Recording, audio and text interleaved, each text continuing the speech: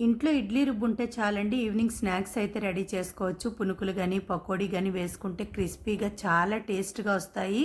ఈరోజైతే మా ఇంట్లో కొంచెం ఇడ్లీ రుబ్బు ఉంది. దాంతోనైతే పునుకుల్లా వేసాను. క్రిస్పీగా చాలా టేస్ట్‌గా వచ్చాయి. వేయించుకున్న పల్లీలు, 2 పచ్చిమిరపకాయలు, కొంచెం జీలకర్ర రోట్లో వేసుకొని కచ్చాపచ్చాగా దంచుకొని ఇడ్లీ రుబ్బులో వేసుకొని కట్ చేసుకున్న ఉల్లిపాయ ముక్కలు, కట్ చేసుకున్న కొత్తిమీర, 2 స్పూన్లు పెరుగు అయితే వేసుకోవాలి. ఇడ్లీ రుబ్బు పులుపుగా ఉంటే మాత్రం వేసుకోవసరం లేదు.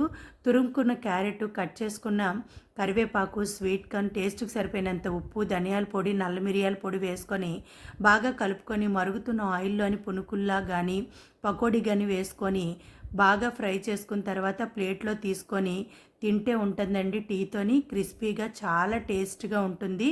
మీరు కూడా ఒక్కసారి ట్రై చేయండి. మరిన్ని మంచి వీడియోలకైతే మన ఛానల్ అయితే సబ్స్క్రైబ్ చేసుకోండి. లైక్ చేయండి, షేర్ చేయండి. Bye bye.